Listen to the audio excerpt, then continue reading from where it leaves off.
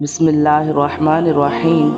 نبی اکرم صلی اللہ علیہ وآلہ وسلم نے ارشاد فرمایا، اللہ تعالیٰ نے اسم پاک ارحم الراحمین پر ایک فرشتہ مقرر فرمایا ہے کہ جو شخص اسے 3 بار کہتا ہے، فرشتہ ندا کرتا ہے، مانگ کہ ارحم الراحمین تیری طرف متوجہ ہوا۔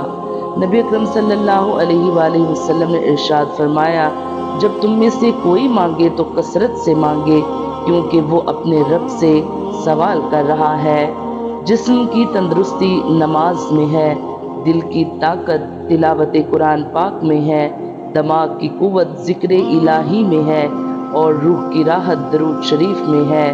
مصروف زندگی ایک وقت کی نماز کو بھی مشکل بنا دیتی ہے اور 5 وقت کی نماز مصروف زندگی کو بھی آسان بنا دیتی ہے۔